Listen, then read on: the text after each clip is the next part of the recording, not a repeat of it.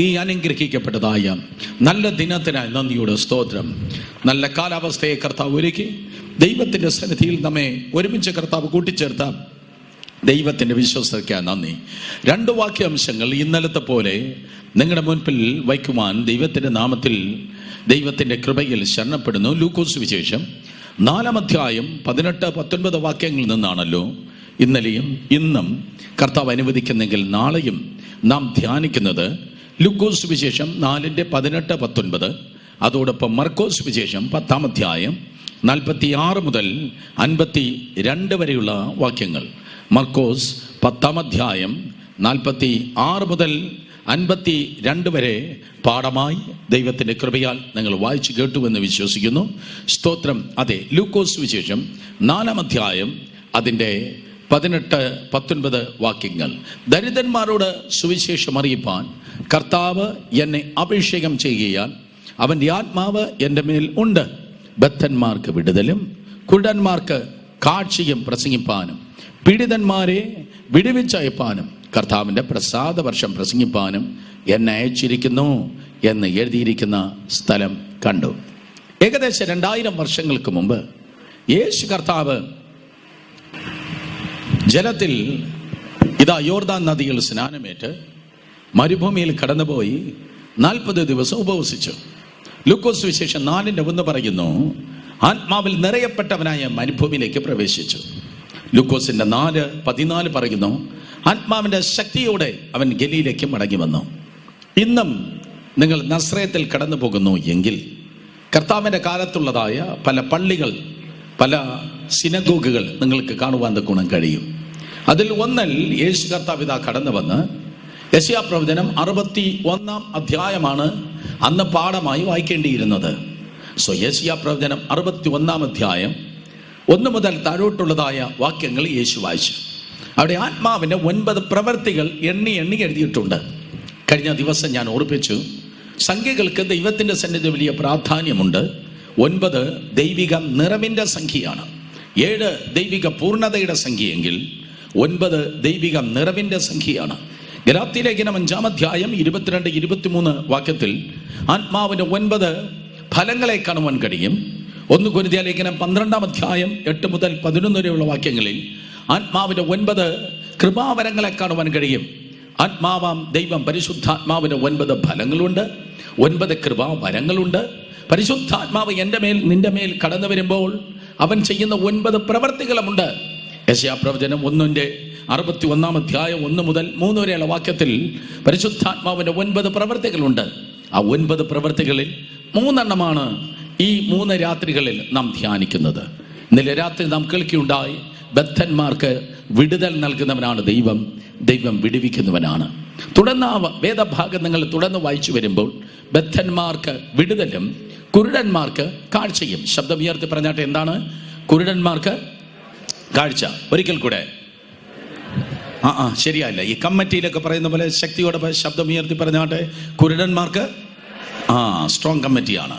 സ്തോത്രം. അതെ, കുരുടന്മാർക്ക് കാഴ്ച വളരെ പ്രധാനമുള്ള ഒരു സബ്ജക്റ്റാണത്. വളരെ ക്രിസ്തീയ ജീവിതത്തിന് പ്രാധാന്യമുള്ള ഒരു വിഷയമാണ്. നമ്മുടെ ഹൃദയ കണ്ണ് തുറന്നിരിക്കണം. നമ്മുടെ പുറമേയുള്ള കണ്ണ് തുറന്നിരിക്കുന്നത് പോലെ നമ്മുടെ ഹൃദയത്തിൻ്റെ കണ്ണും തുറന്നിരിക്കണം. കണ്ണ് തുറന്നാലേ വെളിച്ചം കാണുവാൻ കഴിയത്തുള്ളൂ. ആയിരക്കണക്കിന് വർഷങ്ങൾക്ക് മുമ്പ് ദൈവം മനുഷ്യനെ സൃഷ്ടിച്ചപ്പോൾ ദൈവം ആഹാരമോ ജലമോ വിദ്യാഭ്യാസമോ പണമോ ഒന്നും അല്ല സൃഷ്ടിച്ചത്. ദൈവം പറഞ്ഞത് ലെറ്റ് ദെയർ ബി ലൈറ്റ്, വെളിച്ചമുണ്ടാകട്ടെ. മനുഷ്യൻ കണ്ണു തുറന്നാൽ ആദ്യം കാണുന്നത് വെളിച്ചമാണ്. മനുഷ്യൻ്റെ അടിസ്ഥാനപരമായ ആവശ്യങ്ങളിൽ ഒന്നാണ് വെളിച്ചം എന്ന് പറയുന്നത്. കണ്ണ് തുറന്ന് മനുഷ്യൻ കാണുകയാണ്. ഒരു കുഞ്ഞ് ജനിച്ചു കഴിഞ്ഞാൽ ആദ്യം ആ കുഞ്ഞ് കാണുവാനാണ് തുടങ്ങുന്നത്. ഞാൻ ആവർത്തിക്കുന്നു, ആദ്യം ആ കുഞ്ഞ് സംസാരിക്കാനോ നടക്കാനോ ഓടാനോ കളിക്കാനോ അല്ല തുടങ്ങുന്നത്. ആദ്യമാണ് ആ കുഞ്ഞ് കാണുവാൻ തുടങ്ങുന്നു. ആത്മീയ ജീവിതത്തിൽ നിങ്ങൾക്കൊരു പുറത്തെ മനുഷ്യനുള്ളതുപോലെ നിങ്ങൾക്കൊരു അകത്തെ മനുഷ്യനുണ്ട്. നിങ്ങളുടെ അകത്തെ മനുഷ്യൻ കണ്ണ് തുറന്ന് പ്രാരംഭമായി കാണണം. അതുകൊണ്ടാണ് കാരാഗ്രഹ ലേഖനത്തിൽ പൗലോസ് അപ്പോസ്തലൻ എഫേസ്യ, ഫിലിപ്പിയ, കൊലോസ്യ സഭകൾക്ക് ലേഖനം എഴുതുമ്പോൾ നിങ്ങൾക്ക് വേണ്ടി ഞാൻ പ്രാർത്ഥിക്കുന്നു എന്ന് പറഞ്ഞ് പൊതുവായ ഒരു പ്രാർത്ഥന സ്തോത്രം അത് എഴുതിയിരിക്കുന്നു. പോൾ ഇൻ പ്രയർ എന്ന് പറയും, അഥവാ പൗലൂസിന്റെ പ്രാർത്ഥന. ആ 3 പ്രാർത്ഥനയിലും പൗലൂസ് പറയുന്നത് നിങ്ങൾക്ക് വലിയ വീടുണ്ടാകണം, നിങ്ങൾക്ക് വലിയ നിങ്ങൾ എല്ലാവരും വലിയ ധനവാന്മാരാകണം, നിങ്ങൾ വലിയ ജനക്കൂട്ടത്തിൽ വലിയ ശുശ്രൂഷക്കാരാകണം, പ്രസിദ്ധരാകണം എന്നല്ല. പകരം പൗലൂസ് ഇങ്ങനെയാണ് പ്രാർത്ഥിച്ചത്: നിങ്ങൾക്ക് ജ്ഞാനത്തിൻ്റെയും വെളിപ്പാടിൻ്റെയും ആത്മാവിനെ ദൈവം തന്നിട്ട് നിങ്ങളുടെ ഹൃദയ ദൃഷ്ടി പ്രകാശിക്കണം. അങ്ങനെയാണെങ്കിൽ നിങ്ങളുടെ ഹൃദയ കണ്ണ് തുറക്കുമ്പോഴാണ് നിങ്ങൾ മനസ്സിലാക്കുന്നത് നീ ക്രിസ്തുവിൽ ചെറിയവനല്ല, നീ കർത്താവിൽ വലിയവനാണ്. സ്തോത്രം. ക്രിസ്തുവിൽ നീ ചെറിയവനല്ല, കർത്താവിൽ നീ വലിയവനാണ്. ഒരു ദിവസം സ്തോത്രം നാട്ടുകാരെല്ലാവരും കൂടെ ഒരു പൂച്ചയെ നോക്കി ഇങ്ങനെ പൂച്ച പൂച്ച പൂച്ച എന്ന് വിളിച്ചു. പൂച്ച പൂച്ച പൂച്ച എന്ന് വിളിച്ചു വന്നതായ പൂച്ച ഒരു ദിവസം സ്തോത്രം ഒരു കണ്ണാടിയുടെ അടുത്ത് വന്നപ്പോൾ അത് നോക്കിയപ്പോഴാണ് മനസ്സിലായത് നാട്ടുകാർ വെറുതെയാണ് എന്നെ പൂച്ചയെന്ന് വിളിച്ചത്. ഞാൻ പൂച്ചയല്ല, ഞാനൊരു പുലിയാണ്. ഇതുപോലെ ദൈവത്തിൻ്റെ വചനമാകുന്ന കണ്ണാടിയിൽ നോക്കുമ്പോൾ നിങ്ങൾക്ക് കാണുവാൻ കഴിയും നിങ്ങൾ പുഴുവല്ല, തുരുമ്പല്ല, കൃമിയല്ല. സ്തോത്രം. നിന്റെ ഹൃദയ കണ്ണ് തുറക്കുമ്പോഴാണ് നീ മനസ്സിലാക്കുന്നത് സ്തോത്രം ക്രിസ്തു യേശുവിൽ നമ്മൾ ജയാളികളാണ്. റോമർ 8 അങ്ങനെ പറയുന്നു. അതിന്റെ 37-ാം വാക്യം, ക്രിസ്തു യേശുവിൽ നമ്മൾ പൂർണ്ണ ജയം പ്രാപിക്കുന്നു. We are more than conquerors in Christ Jesus. 1 യോഹന്നാൻ 5-ാം അധ്യായം 4-ാം വാക്യം പറയുന്നു, നിങ്ങളിലുള്ളവൻ ലോകത്തിലുള്ളവനേക്കാൾ വലിയവനാണ് എന്ന്. പ്രിയ സഹോദരി സഹോദരന്മാരെ, അതുകൊണ്ട് നമ്മുടെ ഹൃദയ കണ്ണ് തുറന്നേ പറ്റത്തുള്ളൂ. നമ്മുടെ കണ്ണ് തുറന്നു കഴിഞ്ഞാൽ ജീവിതത്തിന്റെ കഥ ആകപ്പാടെ മാറി. ഞാൻ ആവർത്തിക്കട്ടെ, നിന്റെ കണ്ണ് തുറന്നാൽ സ്തോത്രം നിന്റെ കഥ ആകപ്പാടെ മാറി. കണ്ണ് തുറക്കാത്തത് കൊണ്ടാണ് ആന പാപ്പാനെ കീഴടങ്ങുന്നത് പോലെ സാഹചര്യങ്ങൾക്കും സമ്മർദ്ദങ്ങൾക്കും സാത്താനും കീഴടങ്ങി നിങ്ങൾ പലപ്പോഴും പരാജയമായി ജീവിക്കുന്നത്. പലപ്പോഴും നീ പരാജയമെന്ന് തോന്നുന്നത് എനിക്കൊന്നും സാധിക്കത്തില്ല, സംഭവിക്കത്തില്ല, ഞാൻ ഇങ്ങനെ തന്നെ തകർക്കപ്പെടുമെന്ന് പറയുന്നത്. സ്തോത്രം പരാജയത്തിൽ ജീവിക്കുന്നത്, നിരാശയിൽ ജീവിക്കുന്നത്, സ്തോത്രം നിഷേധാത്മകരമായി ജീവിക്കുന്നത്, നെഗറ്റീവ് പീപ്പിളായി ജീവിക്കുന്നത്. സ്തോത്രം അതേ നിന്റെ ഹൃദയ ദൃഷ്ടി പ്രകാശിക്കാത്തത് കൊണ്ടാണ്. എന്നാൽ ഹൃദയ ദൃഷ്ടി പ്രകാശിച്ചാൽ, കണ്ണ് തുറന്നാൽ അവിടെ ജീവിതത്തിന്റെ അവസ്ഥ പാടെ മാറി. വേദപുസ്തകത്തിൽ അങ്ങനെ പറയുന്നു. ഒന്നാമതായി സ്തോത്രം തിരുവചനത്തിന് ആയിരക്കണക്കിന് വർഷങ്ങൾക്ക് മുമ്പ് ഹാഗർ എന്ന് പറയുന്നതായ ഒരു അമ്മ ഇഷ്മായിൽ എന്ന് പറയുന്ന തൻ്റെ മകനുമായി ബെർശേബ എന്നറിയപ്പെടുന്നതായ മരുഭൂമിയിലൂടെ അവർക്ക് ആ ചുറ്റിത്തിരിഞ്ഞ് നടന്നു. തിരുവചനം പറയുന്നു, സ്തോത്രം രാവിലെ അപ്പൻ ആ ചെറുക്കനെ ഉപേക്ഷിച്ചു. ഉച്ചയ്ക്ക് ശേഷമാകുമ്പോൾ അവൻ്റെ മരണം കാണണ്ടെന്ന് പറഞ്ഞ് അമ്മയും ആ കുഞ്ഞിനെ ഉപേക്ഷിച്ചു. അവൾ മാറിയിരുന്ന് നിലവിളിക്കുകയാണ്. അവൾ നിലവിളിക്കുമ്പോൾ ബൈബിൾ പറയുന്നു, ദൈവം ഹാഗറിൻ്റെ കണ്ണിനെ തുറന്നു. ദൈവം ഹാഗറിൻ്റെ കണ്ണിനെ തുറന്നപ്പോൾ ഇതാ മരുഭൂമിയിൽ ഒരു നീരുറവ തുറന്നിരിക്കുന്നത് അവൾ കണ്ടു. കേൾക്കണമേ, മരുഭൂമി പോലെ ഇന്നാളുകളിൽ താങ്ങാൻ കഴിയാത്ത വ്യഥയിലും വേദനയിലും ഏതെങ്കിലും പ്രശ്നങ്ങൾ നിങ്ങൾ ലോക്കപ്പ് ചെയ്തിരിക്കുന്നു എങ്കിൽ, ഏതെങ്കിലും പ്രശ്നങ്ങൾ നിങ്ങൾ അടയ്ക്കപ്പെട്ടിരിക്കുന്നു എങ്കിൽ, ഇന്ന് രാത്രി നിന്റെ ഹൃദയ ദൃഷ്ടി തുറക്കുമ്പോൾ യേശുവിൻ്റെ നാമത്തിൽ ആ ഹാഗർ മരുഭൂമിയിൽ നിന്ന് പുറത്തു വന്നതുപോലെ ആ പ്രശ്നത്തിൽ നിന്ന് നീ പുറത്തു വരിക തന്നെ ചെയ്യും. നിന്നെ ആ പ്രശ്നത്തിൽ നിന്ന് പുറത്തു കൊണ്ടുവരുവാൻ ഇന്ന് രാത്രി കർത്താവ് നിന്റെ ഹൃദയ കണ്ണിനെ തുറക്കുവാൻ വേണ്ടി പോകുന്നു. നീ ആ വിഷയങ്ങൾ കിടന്ന് തീർന്നു പോകത്തില്ല. കടഭാരമാകട്ടെ, നിന്നയാകട്ടെ, അപമാനമാകട്ടെ, ആ മരുഭൂമി പോലെയുള്ള വിഷയങ്ങളിൽ നിങ്ങൾ തുലഞ്ഞു പോകത്തില്ല, തീർന്നു പോകത്തില്ല. യേശുവിൻ്റെ നാമത്തിൽ നിങ്ങൾ പുറത്തു വരുവാൻ വേണ്ടി പോകുന്നു. അതിനുവേണ്ടി എന്ത് ചെയ്യണം? നിന്റെ ഹൃദയ കണ്ണ് തുറക്കണം. വീണ്ടും വേദപുസ്തകം പറയുന്നു, എലീശ എന്ന പ്രവാചകൻ കത്തിജ്വലിച്ച് സൂക്ഷിക്കുന്നതായ ഒരു പ്രത്യേക കാലയളവിൽ ഇതാ സ്തോത്രം ശത്രു സൈന്യം കടന്നു വരികയാണ്. ശത്രു സൈന്യം എലീശായെ പിടിപ്പാൻ വേണ്ടി കടന്നു വരുന്നു. കാരണം സ്തോത്രം ഈ രാജ്യത്തിന്റെ സകല രഹസ്യങ്ങളും രാജാവ് തൻ്റെ ബെഡ്റൂമിൽ പറയുന്ന കാര്യം പോലും എലീശ എന്ന പ്രവാചകൻ സ്തോത്രം സ്വന്തം രാജ്യത്തിലെ രാജാവിനെ പറഞ്ഞു കൊടുക്കുന്നു എന്ന് പറഞ്ഞ് വലിയൊരു സൈന്യം എലീശായെ പിടിപ്പാൻ വേണ്ടി കടന്നു വരികയാണ്. ആ ശത്രുവിന്റെ വലിയ സൈന്യം കടന്നു വരുമ്പോൾ കണ്ണടഞ്ഞിരുന്ന, വീണ്ടും ഞാൻ ആവർത്തിക്കുന്നു, കണ്ണടഞ്ഞിരുന്ന എലീശായുടെ ശിഷ്യൻ പറയുന്നു, അയ്യോ യജമാനനെ. കണ്ണടഞ്ഞിരിക്കുന്നവരാണ് അയ്യോ എന്ന് നിലവിളിക്കുന്നത്. കണ്ണ് തുറന്നിരിക്കുന്നവർ ഒരിക്കലും അയ്യം വിളിക്കത്തില്ല. കാൽവരി ക്രൂശിന്മേൽ കർത്താവ് യേശു ക്രിസ്തു അയ്യോ അയ്യോ എന്ന് നിലവിളിച്ചിട്ടല്ല നിനക്കും എനിക്കും വേണ്ടി മരിച്ചത്. യേശു കർത്താവ് സകലതും നിവർത്തിയായി എന്ന ജയഭേരിയോടെയാണ് ക്രൂശിന്മേൽ മരിച്ചത്. നിങ്ങൾ ഞാനും അയ്യം വിളിക്കേണ്ടവരല്ല. എലീശായുടെ ശിഷ്യനിതാ അയ്യം വിളിച്ചു, അയ്യോ യജമാനനെ, ഇതാ വലിയ സൈന്യം നമ്മെ പിടിപ്പാൻ വന്നിരിക്കുന്നു. ഉടനെ എലീശ അവന് വേണ്ടി പ്രാർത്ഥിച്ചു, കർത്താവേ, യഹോവയാം ദൈവമേ, ഞങ്ങളുടെ രണ്ടുപേരുടെയും കണ്ണിനെ ഒരുമിച്ചൊന്ന് തുറക്കണമേ എന്നല്ല എലീശ പ്രാർത്ഥിച്ചത്. എലീശ പ്രാർത്ഥിച്ചത്, കർത്താവേ, ഇവന്റെ കണ്ണിനെ തുറക്കണമേ. അർത്ഥം എൻ്റെ കണ്ണ് പണ്ടേ തുറന്നതാണ്, യവന്റെ കണ്ണിനെ ഒന്ന് തുറക്കണമേ. അവൻ്റെ കണ്ണ് തുറന്നപ്പോൾ അവൻ കണ്ടു, ഈ വന്ന സൈന്യത്തിനേക്കാൾ വേറെ ഭയങ്കര ഒരു സൈന്യം സ്വർഗത്തിൽ നിന്ന് ഇറങ്ങിക്കിടക്കുകയാണ്. വന്ന ശത്രുവിൻ്റെ സൈന്യത്തെക്കാൾ ദൈവത്തിൻ്റെ വലിയ സൈന്യം ഇറങ്ങിക്കിടക്കുന്നു. അർത്ഥം ഞാൻ ഇങ്ങനെ പറയട്ടെ, നിങ്ങളുടെ ഹൃദയ കണ്ണ് തുറന്നാൽ, സ്തോത്രം, തിരുവനന്തപുരം ജില്ലയിലെ, ഇന്ത്യ മഹാരാജ്യത്തിലെ, ലോകത്തിന്റെ ഏത് കോണിൽ വ്യാപരിക്കുന്ന ദുരാത്മ ശക്തികളെക്കാൾ വലിയവനാണ് യേശു എന്ന് ദൈവത്തിന്റെ കൃപയാൽ നിങ്ങൾ തിരിച്ചറിയും. ഏത് ക്ഷുദ്രത്തെക്കാൾ, ഏത് മന്ത്രവാദത്തെക്കാൾ, ഏത് വിചാര ശക്തികളെക്കാൾ യേശു കർത്താവ് വലിയവനെന്ന് ദൈവത്തിന്റെ കൃപയാൽ നിങ്ങൾ തിരിച്ചറിയും. മൂന്നാമതായി തിരുവചനം പറയുന്നു, ഇതാ കർത്താവ് യേശു ക്രിസ്തു ഉയർത്തെഴുന്നേറ്റിട്ട് രണ്ട് ശിഷ്യന്മാരോട് കൂടെ അവനിതാ സ്തോത്രം ചേർന്ന് നടന്നു. യെരൂശലേമിൽ നിന്ന് എമ്മൗസിലേക്ക് വാദിച്ചും തർക്കിച്ചും രണ്ടുപേർ നടക്കുകയാണ്. ഒരാളിന്റെ പേര് എഴുതിയിട്ടുണ്ട് ക്ലയോഫാവ്. ലൂക്കോസ് സുവിശേഷം 24-ാം അധ്യായത്തിൽ ക്ലയോഫാവ് എന്ന് പറയുന്ന ഒരാള് മറ്റൊരു ശിഷ്യനുമായി തർക്കിച്ചും ഇതാ കടന്നു പോകുകയാണ്. അവിടെ കണ്ണിനെ നിരോധിച്ചിട്ട് യേശു കർത്താവ് മൂന്നാമനായി അവരോട് ചേർന്ന് നടക്കുകയുണ്ടായി. എന്നിട്ട് 7 നാഴിക ദൂരം യേശു അവരോട് കൂടെ നടക്കുമ്പോൾ പഴയ നിയമം മുഴുവൻ പ്രവാചകന്മാർ തന്നെക്കുറിച്ച് എഴുതിയിരിക്കുന്ന പഴയ നിയമം മുഴുവൻ യേശു കർത്താവ് പ്രസംഗിച്ചു കൊടുത്തു. പഴയ നിയമം മുഴുവൻ യേശു കർത്താവ് പ്രസംഗിച്ചിട്ടും പഴയ നിയമം മുഴുവൻ ലോകം കണ്ട ഏറ്റവും വലിയ പ്രാസംഗികൻ.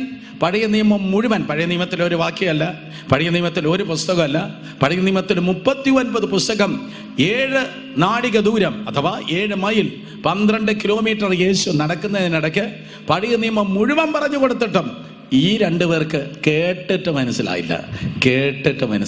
ഒരിക്കൽ കൂടെ, കേട്ടിട്ട് കൂടെ നടക്കുന്നത് യേശു എന്ന് അവർക്ക് മനസ്സിലായില്ല. പക്ഷേ സ്തോത്രം, നിർബന്ധിച്ച് വിളിച്ചു. നല്ല പ്രസംഗമായിരുന്നല്ലോ, വാ ഭക്ഷണം കഴിച്ചിട്ട് പോകാമെന്ന് പറഞ്ഞ് നിർബന്ധിച്ച് വിളിച്ച് വീട്ടിനകത്ത് കയറ്റി. സ്തോത്രം, ഇതാ ഭക്ഷണം മേശയിലിരുന്നപ്പോൾ പെട്ടെന്ന് യേശു കർത്താവ് മഹാപുരോഹിത പ്രാർത്ഥന പോലെ ആഹാരത്തിന് വേണ്ടി പ്രാർത്ഥിച്ചു. യേശു ആഹാരത്തിന് വേണ്ടി പ്രാർത്ഥിക്കും കേട്ടോ, നിങ്ങൾ പ്രാർത്ഥിച്ചോളാം. സ്തോത്രം, മുന്നിൽ കിട്ടുമ്പോൾ പെട്ടെന്ന് ചാടി വീഴല്ല. യേശു കർത്താവ് ആഹാരത്തിന് വേണ്ടി സ്തോത്രം ചെയ്ത് കൈ ഉയർത്തി, മഹാപുരോഹിതൻ അല്ലെങ്കിൽ പുരോഹിതന്മാർ കരമുയർത്തി അനുഗ്രഹിക്കുന്നത് പോലെ സ്തോത്രം കൈ ഉയർത്തി ആ ആഹാരത്തിന് വേണ്ടി പ്രാർത്ഥിച്ചപ്പോൾ ആണിപ്പഴുത് കണ്ടു. അയ്യോ, പഴയ നിയമം മുഴുവൻ കേട്ടിട്ടും യവൻ ആരെന്ന് അവർക്ക് മനസ്സിലായില്ല. പക്ഷെ ആണിപ്പഴുത് കണ്ടപ്പോൾ ഒറ്റ സെക്കൻഡ് കൊണ്ട് മനസ്സിലായി. അവൻ അവരുടെ കണ്ണിന് മറഞ്ഞു. അവിടെ കണ്ണ് തുറന്നപ്പോൾ യെരൂശലേമിൽ നിന്ന് ഓടിപ്പോയവർ തിരിച്ചുപോയി മാളിക മുറിയിലിരുന്നു, പരിശുദ്ധാത്മാവിനെ പ്രാപിച്ചു. അവർ പിന്നത്തേതിൽ പ്രയോജനപ്പെട്ടു. കണ്ണ് തുറന്നാൽ ഇറങ്ങിപ്പോയവരെ, പിന്മാറ്റത്തിൽ പോയവരെ, കണ്ണ് തുറന്നാൽ ഇറങ്ങിപ്പോയ അവസ്ഥയിലേക്ക് നിങ്ങൾ തിരികെ പോകും. കണ്ണ് തുറന്നാൽ പ്രശ്നങ്ങളെ പരാജയപ്പെടുത്തി നിങ്ങൾ ജയത്തോടെ പുറത്തു വരും. കണ്ണ് തുറന്നാൽ ശത്രുവിന്മേൽ നിങ്ങൾ ജയം നേടും. നിങ്ങൾ മിണ്ടുന്നില്ല, ഒരിക്കൽ കൂടെ പറയട്ടെ. ഇന്ന് രാത്രി നടക്കുകയാണ് ഈ ഗ്രൗണ്ടിൽ. കണ്ണ് തുറന്നാൽ നിങ്ങൾ വെല്ലുവിളിക്കുന്ന പ്രശ്നങ്ങൾ നിങ്ങൾ ആകർണ പോലെ പുറത്തു വരും. കണ്ണ് തുറന്നാൽ ശത്രുവിന്മേൽ നിങ്ങൾ ജയിക്കുന്നവർ ആയിത്തീരും. കണ്ണ് തുറന്നാൽ സ്തോത്രം, ദൈവത്തിന്റെ രാജ്യത്തിൽ, ദൈവത്തിന്റെ സഭയിൽ ഇറങ്ങിപ്പോകുന്ന അവസ്ഥകളിൽ നിന്ന് നിശ്ചയമായി നിങ്ങൾ തിരികെ പോയി പ്രാപിക്കേണ്ടതിനെ പ്രാപിച്ച് ദൈവകൃപയിൽ നിങ്ങൾ മുന്നേറും. ഇന്ന് രാത്രിയിൽ സ്തോത്രം, അഭിഷേക സാന്നിധ്യം, പരിശുദ്ധാത്മാവിന്റെ അഭിഷേകത്തിന്റെ സാന്നിധ്യം കടന്നു വരുമ്പോൾ നിങ്ങളുടെ കണ്ണുകളെ ദൈവം തുറക്കുന്നതിനായി കരങ്ങളെ ഉയർത്തി ഹല്ലേലൂയ പറഞ്ഞാട്ടെ. ദൈവം ഒരിക്കലും കാർബൺ കോപ്പിയുടെ ദൈവമല്ല. ദൈവം ഒരിക്കലും ഒരു കാര്യം ആവർത്തിക്കുന്നില്ല. കർത്താവ് അനേക കുരുടന്മാരെ സൗഖ്യമാക്കിയിട്ടുണ്ട്. യേശുവിന്റെ സൗഖ്യത്തിന്റെ ശുശ്രൂഷയിൽ ഏറ്റവും കൂടുതൽ പ്രാവശ്യം നടന്നത് കുഷ്ഠരോഗികളെ ശുദ്ധമാക്കി. ഒരു പ്രാവശ്യം തന്നെ ഒറ്റ വാക്കുകൊണ്ട് പറഞ്ഞ് 10 കുഷ്ഠരോഗികളെ ശുദ്ധമാക്കി. സോ ഏറ്റവും കൂടുതൽ എണ്ണത്തിൽ സംഭവിച്ചിട്ടുള്ളത് കുഷ്ഠരോഗികളെ സൗഖ്യമാണ്. രണ്ടാമത് ഏറ്റവും കൂടുതൽ സംഭവിച്ചിട്ടുള്ളത് കുരുടന്റെ കണ്ണിനെ യേശു തുറക്കുകയാണ്. കുഷ്ഠരോഗത്തിന്റെ സൗഖ്യം പാപക്ഷമയെ കുറിക്കുന്നു. രണ്ടാമത് ഏറ്റവും കൂടുതൽ നടന്നത് സ്തോത്രം അടഞ്ഞ കണ്ണിനെ കർത്താവ് തുറക്കുന്നു. അത് തന്നെ വലിയൊരു ദൂതാണ്. കേൾക്കണം, ഇന്ന് രാത്രി പാപക്ഷമയുണ്ടായ എല്ലാവരും സ്തോത്രം ഇരുട്ടിൽ തപ്പുന്നവർ ആകല്ല, പകരം നിങ്ങളുടെ ഹൃദയ കണ്ണ് തുറന്നിരിക്കണം. He's not the God of repetition. ദൈവം ആവർത്തനങ്ങളുടെ ദൈവമല്ല, ദൈവം പരിവർത്തനങ്ങളുടെ ദൈവമാണ്. ദൈവം സൃഷ്ടികർത്താവാണ്. ഓരോ അത്ഭുതം ദൈവം ചെയ്യുന്നത് ഓരോ വിധത്തിലാണ്. ഞാൻ നിങ്ങളെ നോക്കി പറയട്ടെ, അങ്ങേതലെ വീട്ടിലെ പെണ്ണിനെ കെട്ടിച്ചതുപോലെയല്ല നിന്റെ വീട്ടിലെ ആ കുട്ടിക്ക് വിവാഹം നടക്കുന്നത്. മറ്റേ കുട്ടിക്ക് അഡ്മിഷൻ ലഭിച്ചതുപോലെയല്ല നിന്റെ കുഞ്ഞ് പഠിച്ച് വലുതാകുന്നത്. മറ്റേ സഭ വളർന്നതുപോലെയല്ല നിന്റെ സഭ വളരുന്നത്. കാരണം നിന്റെ ഫിംഗർ പ്രിന്റ്, നിന്റെ വിരലടയാളം വ്യത്യസ്തമാണ്. വേറൊരു വ്യക്തിക്ക് ചെയ്തതായ ഒരു സിറോസ്കോപ്പി അല്ല ദൈവം നിനക്ക് വേണ്ടി ചെയ്യുന്നത്. ഇളവട്ടത്തിൽ ഒരു കണ്ണ് കണ്ടിട്ടില്ലാത്ത, ഒരു ചെവി കേട്ടിട്ടില്ലാത്ത, ഒരു മനുഷ്യന്റെ ഹൃദയത്തിൽ തോന്നിയിട്ടില്ലാത്ത എന്തോ പുതിയതാണ് കർത്താവ് നിനക്കും നിന്റെ തലമുറയ്ക്കും വേണ്ടി ചെയ്യുന്നത്. കുരുടന്മാരെ കർത്താവ് യേശു സൗഖ്യമാക്കുന്ന കാര്യത്തിലും ഓരോ കുരുടന്മാരെ കർത്താവ് സൗഖ്യമാക്കിയത് ഓരോ രീതിയിലാണ്. ഇവിടെ ഇതാ മർക്കോസ് സുവിശേഷം 10-ാം അധ്യായം 46 മുതൽ താഴോട്ട് വായിക്കുമ്പോൾ കർത്താവ് യേശു ക്രിസ്തു യെരിഹോ എന്നറിയപ്പെടുന്ന പട്ടണത്തിലേക്ക് വരികയാണ്. യെരിഹോ പട്ടണത്തിലെ കുരുടൻ. യെരിഹോ പട്ടണത്തിലെ കുരുടനാണ് സ്തോത്രം തിമായിയുടെ മകനായ ബർത്തിമായി. തിമായിയുടെ മകനായ ബർത്തിമായിലേക്ക് വരുന്നതിന് മുൻപ് യെരിഹോ പട്ടണത്തിലേക്ക് നമുക്കൊന്ന് പോകാം. ഈ കസേരയിൽ ഇരിക്കുമ്പോൾ തന്നെ നിങ്ങൾ ആത്മാവിൽ ഒന്ന് സ്തോത്രം യെരിഹോവിലേക്ക് എന്നോടൊപ്പം ഒന്ന് യാത്ര ചെയ്താട്ടെ. യെരിഹോ എന്ന് പറയുന്ന പട്ടണം നിമ്രോദിനാൽ സ്ഥാപിക്കപ്പെട്ട പട്ടണമാണ്. ഉൽപ്പത്തി പുസ്തകം 11-ാം അധ്യായത്തിൽ നിങ്ങൾ കാണുവാൻ കഴിയും. സ്തോത്രം ബാബേൽ ഗോപുരം ഇടിയപ്പെട്ടു. കാരണം നിമ്രോദ് എന്ന് പറയുന്നവൻ മത്സരിയാണ്, ദൈവത്തോട് മത്സരിച്ചവനാണ് നിമ്രോദ്. നിമ്രോദിനാൽ സ്ഥാപിക്കപ്പെട്ട ഒരു പട്ടണമാണ് സ്തോത്രം അതേ യെരിഹോ പട്ടണം. അതൊരു ശപിക്കപ്പെട്ട പട്ടണമായിരുന്നു. പക്ഷേ സ്തോത്രം നിമ്രോദിന് ശേഷം മഹാജലപ്രളയത്തിനൊക്കെ കഴിഞ്ഞ് മുന്നോട്ട് കടന്നു വരുന്നതായ സമയത്ത് ആ പട്ടണത്തിൽ സ്തോത്രം ഏതാണ്ട് നന്മകളൊക്കെ ഉണ്ടായിരുന്നിട്ട് ആ പട്ടണത്തിന്റെ പേരങ്ങ് മാറി അതൊരു നറുമണങ്ങളുടെ പട്ടണമായി. അവിടെ ധാരാളം സ്തോത്രം കൊയ്ത്തും, അവിടെ ഒത്തിരി വിതയും, ഒത്തിരി കൃഷിയും, ഒത്തിരി വ്യവസായങ്ങളൊക്കെ യെരിഹോ പട്ടണത്തിന് ഉണ്ടായിരുന്നു. ആ യെരിഹോ പട്ടണത്തിന്റെ തെരുവുകളിലൂടെ നിങ്ങൾ നടക്കുമ്പോൾ പല മണങ്ങൾ നിങ്ങൾക്ക് കിട്ടും. നിങ്ങൾ ഇന്നും തമിഴ്നാട്ടിലെ തിരുപ്പൂരിലേക്കോ ഈറോഡിലേക്കോ സേലത്തേക്കോ കടന്നു പോയാൽ പനിനീർ ഫാക്ടറികളുടെ മണം നിങ്ങളുടെ മൂക്കിൽ അടിക്കും. ചിലപ്പോൾ കോടി തുണിയുടെ മണം നിങ്ങളുടെ സ്തോത്രം നാസാരന്ധരങ്ങൾ തുളച്ചു കയറും. കോടി തുണിയുടെ മണം വരുന്നെങ്കിൽ മനസ്സിലാക്കണം, തുണി മില്ല് തൊട്ടടുത്ത് എവിടെയോ ഉണ്ട്. പനിനീരിന്റെ മണം വരുന്നെങ്കിൽ നോട്ടീസ് വായിക്കാതെ, ബോർഡ് വായിക്കാതെ നിങ്ങൾക്ക് മനസ്സിലാക്കാൻ കഴിയും പനിനീർ ഫാക്ടറി അടുത്തുണ്ട്. ഇതുപോലെ യെരിഹോ പട്ടണത്തിലൂടെ നിങ്ങൾ നടക്കുമ്പോൾ ചിലപ്പോൾ ഗോതമ്പിന്റെ മണമായിരിക്കാം, യവത്തിൻ്റെതായിരിക്കാം, ചോളത്തിൻ്റെതായിരിക്കാം, വിവിധ ധാന്യങ്ങളുടെ മണങ്ങൾ ആ പട്ടണത്തിലുണ്ട്.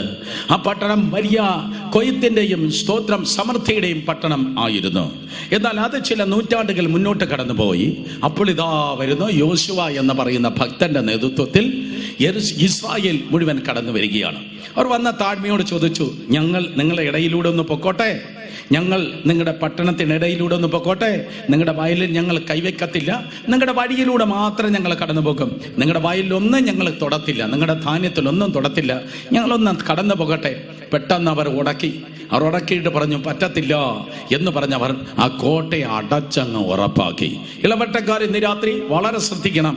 നിനക്കെതിരെ കോട്ട അടച്ചങ്ങ് ഉറപ്പാക്കുന്നെങ്കിൽ മനസ്സിലാക്കണം, അവർ കോട്ട അങ്ങ് അടച്ചങ്ങ് ഉറപ്പാക്കുന്നെങ്കിൽ നീ ഉറപ്പാക്കണം, അത് വീഴേണ്ട നേരം അടുത്തിരിക്കുന്നു. ഇതാ സ്തോത്രം യെരിഹോവിന്റെ മതിൽ അങ്ങ് വീണു. സുന്ദരമായി യെരിഹോവിനെ ദൈവം തകർത്തു. എന്നിട്ട് യോശുവ എന്നറിയപ്പെടുന്ന ദൈവത്തിന്റെ ദാസൻ പറഞ്ഞു, ഈ യെരിഹോ പണിയുന്ന മനുഷ്യൻ ശപിക്കപ്പെട്ടവൻ. അതിന്റെ അടിസ്ഥാനം ഇടുമ്പോൾ മൂത്ത മകൻ തട്ടിപ്പോകും, അതിന്റെ കട്ടളപാത വെക്കുമ്പോൾ രണ്ടാമത്തെ മകനും തട്ടിപ്പോകും. ആ ശാപവാക്കങ്ങ് ഒത്തു. ഇന്ന് രാത്രിയിലും ഈ പ്ലാറ്റ്ഫോമിൽ ഈ ഗ്രൗണ്ടിൽ ഇരിക്കുന്ന ദൈവദാസന്മാർ മനസ്സിലാക്കണം, സ്തോത്രം നീയും ഞാനും സംഘടനയുടെ വക്താക്കളല്ല, നമ്മുടെ നാവ് SIUC നാവല്ല, അല്ലെങ്കിൽ CSI നാവല്ല, പെന്തിക്കോസ് നാവല്ല. നമ്മുടെ നാവ് ദൈവത്തിന്റെ നാവാണ്.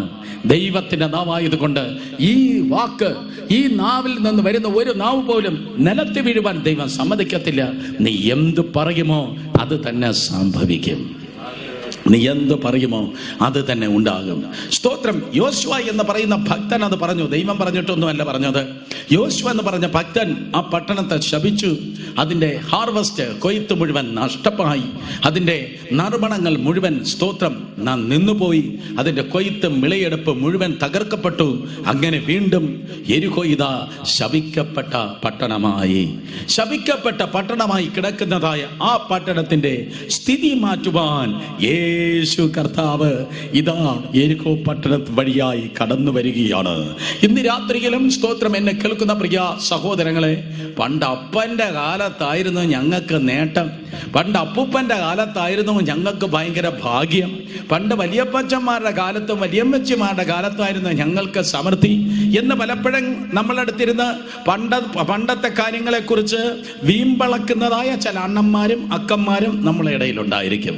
പണ്ടത്തെ കാലത്തെ നോക്കി, പഴയ കാലത്തെ നോക്കി, സ്തോത്രം, പഴയ തലമുറയുടെ സമൃദ്ധിയും ശ്രേഷ്ഠതയും കുറിച്ച് വലിയ ഔന്നിത്യഭാവത്തിൽ സംസാരിക്കുന്ന വ്യക്തികൾ.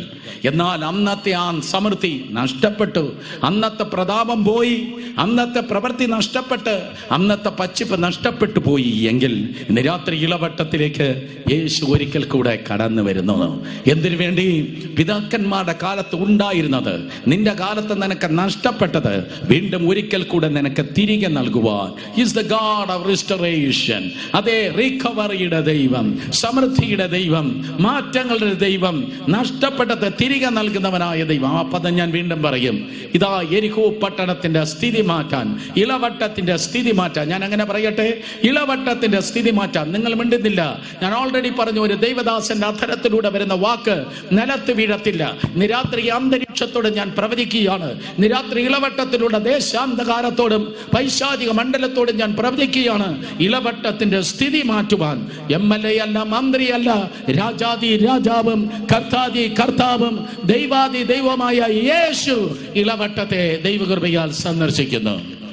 അതെ, യേശു കർത്താവ് പറഞ്ഞു, നമുക്ക് യെരിഹോവിലേക്ക് കടന്നു പോകാം. യെരിഹോവിൽ എന്തിനു വേണ്ടിയാണ് പോകുന്നത്? ഒരു കുരുടന്റെ കണ്ണു തുറക്കാനാണ്. പക്ഷെ ആ പട്ടണത്തിലേക്ക് നിങ്ങൾ നോക്കുമ്പോൾ, സ്തോത്രം, ലൂക്കോസ് സുവിശേഷം 10-ാം അധ്യായം 30-ാം വാക്യത്തിൽ യേശു യെരിഹോവിനെ കുറിച്ച് ഒരു ഉപമ പറഞ്ഞത് നിങ്ങൾക്ക് കാണുവാൻ കഴിയും. 2000 വർഷമായി ദൈവത്തിന്റെ സഭ വളരെ പ്രസിദ്ധമായി കാണാതെ പഠിച്ചിരിക്കുന്നതായ നല്ലൊരു ഉപമ. അതാണ് നല്ല ശമര്യക്കാരന്റെ ഉപമ. നല്ല ശമര്യക്കാരന്റെ ഉപമയിൽ യേശു പറഞ്ഞു, ഒരു മനുഷ്യൻ ഒരു സ്ഥലത്ത് നിന്ന് മറ്റൊരു സ്ഥലത്തേക്ക് യാത്ര ചെയ്തു. യെരുശലേമിൽ നിന്ന് യെരിഹോവിലേക്ക് പോയി. യെരുശലേമിൽ നിന്ന് യെരിഹോവിലേക്ക് പോയി. ഇന്നും നിങ്ങൾ വിശുദ്ധ നാട് സന്ദർശിക്കുമ്പോൾ, അല്ലെങ്കിൽ ഇസ്രായേൽ സന്ദർശിക്കുമ്പോൾ, ഒരു ദിവസം നിങ്ങൾക്ക് യെരുശലേമിൽ നിന്ന് യെരിഹോവിലേക്ക് സന്ദർശിപ്പാൻ കഴിയും. യെരിഹോവിലേക്ക് നിങ്ങൾ വരുമ്പോൾ, യെരിഹോവിലേക്കുള്ള യാത്ര എന്ന് പറയുന്നത് ഉലഞ്ഞുലഞ്ഞേ വരുവാൻ കഴിയത്തുള്ളൂ. അർത്ഥം, നിങ്ങളുടെ ജീവിത യാത്ര ഒന്ന് തിരിഞ്ഞു നോക്കിയാട്ടെ. കഴിഞ്ഞ വർഷങ്ങളിൽ, കഴിഞ്ഞ കാലങ്ങളിൽ നീ വന്നത് എങ്ങനെയാണ്? നിങ്ങൾ കംഫർട്ടായിട്ടല്ല വന്നത്, സുരക്ഷ. അതെ, നിങ്ങൾ വളരെ മനോഹരമായി ഉലയാതെയല്ല വന്നത്. നിങ്ങൾ ഉലഞ്ഞുലഞ്ഞാണ് വ്യക്തിയായി, കുടുംബമായി നിങ്ങൾ കടന്നു വന്നത്. നിങ്ങൾ ഉലഞ്ഞാണ് വന്നത്. നിങ്ങൾ ഉലഞ്ഞു വന്നു എങ്കിൽ, കർത്താവിന്റെ കരത്തിൽ ഇരുന്നാണ് നിങ്ങൾ ഉലഞ്ഞതെങ്കിൽ, നിങ്ങൾ കർത്താവിന്റെ യേശുവിന്റെ കയ്യിൽ ഇരുന്നാണ് നിങ്ങൾ ഉലഞ്ഞതെങ്കിൽ, നിങ്ങൾ തുലഞ്ഞു പോകാനല്ല, പകരം നിങ്ങൾ ഉലഞ്ഞത് നിങ്ങൾ ഉയരങ്ങളിലേക്ക് കയറുവാൻ വേണ്ടി തന്നെയാണ്. നോഹയുടെ പെട്ടകം എന്ന് പറയുന്നത് ദൈവത്തിന്റെ പദ്ധതിയാണ്. ദൈവം പറഞ്ഞിട്ട് ചെയ്തതാണ് നോഹയുടെ പെട്ടകം. ആ നോഹയുടെ പെട്ടകത്തിൽ നോഹയും കുടുംബവും കയറി. സ്തോത്രം, ദൈവം തന്നെ വാതിലടച്ചു. മഴയില്ല കാലത്ത് ഇതാ വെള്ളപ്പൊക്കമുണ്ടായി. മഴ പെയ്ത് വെള്ളം പൊങ്ങി. ആകാശത്തു നിന്നും വെള്ളം, ഭൂമിയിൽ നിന്നും വെള്ളം, ഇങ്ങനെ രണ്ട് കോണിൽ നിന്നും വെള്ളം ഉയർന്നപ്പോൾ നോഹയുടെ പെട്ടകം ഉലഞ്ഞ് ഉലഞ്ഞ് ഉലഞ്ഞ് മേലേക്ക് പൊങ്ങുകയായി. നിന്റെ പൂർവികർ കണ്ടിട്ടില്ലാത്ത ഉയരങ്ങളിൽ നീ കയറേണ്ടതായിട്ടുണ്ട്. നിന്റെ പൂർവപിതാക്കന്മാർ കണ്ടിട്ടില്ലാത്ത ഉയരങ്ങളിൽ നീ ഉറക്കേണ്ടതിന് വേണ്ടി അത്രേ നീ ഉലയ്ക്കപ്പെടുന്നത്. എന്തിനു വേണ്ടിയാണ് നീ ഉലയ്ക്കപ്പെടുന്നത്? നീ ഉലയ്ക്കപ്പെടുന്നത് ഉടഞ്ഞ തകരാനല്ല. നാട്ടുകാർ പലപ്പോഴും നിന്നെ നോക്കി പറയുന്ന, അവൻ തീർന്നു, ആ വീട് തീർന്നു, അവൾ തീർന്നു എന്ന് വെല്ലുവിളിക്കുന്നവളുടെ നടുവിൽ തന്നെ എൻ്റെ തമ്പുരാൻ പറയുന്നു, ഇന്ന് രാത്രി ഞാൻ നിന്നെ സന്ദർശിക്കുന്നു. നീയും നിന്റെ വീടും സ്തോത്രം ഉലക്കപ്പെടുന്നത് താഴേക്ക് പോകാനല്ല, നീ മേലേക്ക് പോകാൻ വേണ്ടിയാണ്, നീ ഉയരുവാൻ വേണ്ടി പോകുന്ന. വിശ്വസിക്കുന്നവർ കരങ്ങൾ ഉയർത്തി ഹല്ലേലൂയ പറഞ്ഞാട്ടെ. 2018 അതിൻ്റെ ഹൈവേ തുറന്നിരിക്കുകയാണ്. അതേ, യെരിഹോവിൻ്റെ യാത്ര എന്ന് പറയുന്നത് അത് ഉലഞ്ഞുലഞ്ഞേ പോകാൻ പറ്റത്തുള്ളൂ. വീണ്ടും നല്ല ശമര്യക്കാരൻ്റെ ആ ഉമയിൽ തന്നെ ഞാൻ നിൽക്കട്ടെ. കർത്താവ് പറഞ്ഞു, ആ മനുഷ്യൻ സ്തോത്രം യെരിഹോവിലേക്ക് കടന്നു പോകുമ്പോൾ കള്ളന്മാരുടെ കയ്യിൽ അകപ്പെട്ടു. ശപിക്കപ്പെട്ട ശാപത്തിന്റെ പട്ടണമായ യെരിഹോ പട്ടണത്തിന്റെ രണ്ടാമത്തെ ലക്ഷണമാണ് ചുറ്റും കള്ളന്മാരാണ്. കള്ളൻ തരാനല്ല വരുന്നത്, കള്ളൻ കക്കാനാ വരുന്നത്. പലതും നിനക്ക് നഷ്ടപ്പെട്ടു. ഈ ഗ്രൗണ്ടിൽ ഇരിക്കുന്നവർ, ആ ഹാളിൽ ഇരിക്കുന്നവർ, മേ ബി ഈ പ്ലാറ്റ്ഫോമിൽ ഇരിക്കുന്ന ചിലരും പറയും, പലതും എനിക്ക് നഷ്ടപ്പെട്ടു. എൻ്റെ പണം നഷ്ടപ്പെട്ടു, എൻ്റെ ജീവിത സാക്ഷ്യം നഷ്ടപ്പെട്ടു, എൻ്റെ ജീവിതത്തിൻ്റെ നന്മകൾ നഷ്ടപ്പെട്ടു. എന്തെങ്കിലും എനിക്ക് നഷ്ടപ്പെട്ടു എന്ന് പറയുന്ന ആരെങ്കിലും ഉണ്ടെങ്കിൽ, നഷ്ടപ്പെട്ടതിനെ ദൈവം തിരികെ നൽകുന്നവനാണ് യേശു കർത്താവ്. ലൂക്കോസ് സുവിശേഷം 15-ാം അധ്യായത്തിൽ 3 ഉപമ പറഞ്ഞു. ഒരു ഇടയന് 100 ആടുണ്ടായിരുന്നു, 1 നഷ്ടപ്പെട്ടു. ഒരു സ്ത്രീക്ക് 10 ദ്രഹ്മയുണ്ടായിരുന്നു, 1 നഷ്ടപ്പെട്ടു. ഒരു മനുഷ്യന് 2 പുത്രന്മാരുണ്ടായിരുന്നു, 1 നഷ്ടപ്പെട്ടു. 100 ആടിൽ 1 നഷ്ടപ്പെട്ടു, അർത്ഥം 1% നഷ്ടം. 10 ദ്രഹ്മയിൽ 1 നഷ്ടപ്പെട്ടു, അർത്ഥം 10% നഷ്ടം. ഒരു അപ്പന് 2 മക്കളുണ്ടായിരുന്നു, 1 നഷ്ടപ്പെട്ടു, അർത്ഥം 50% നഷ്ടം. നഷ്ടത്തിന്റെ ഒരു സ്റ്റോറിയല്ല, നഷ്ടത്തിന്റെ കഥകളല്ല ലൂക്കോസ് 15-ൽ കർത്താവ് പറയുന്നത്. നഷ്ടത്തിന്റെ കഥയല്ലേ അല്ല കർത്താവ് പറഞ്ഞത്. 1% നഷ്ടം, അത് തിരികെ കിട്ടി. 10% നഷ്ടം, അതും തിരികെ കിട്ടി. 50% നഷ്ടം, ആ ചെറുക്കനും തിരികെ വന്നു, അർത്ഥം തിരികെ കിട്ടി.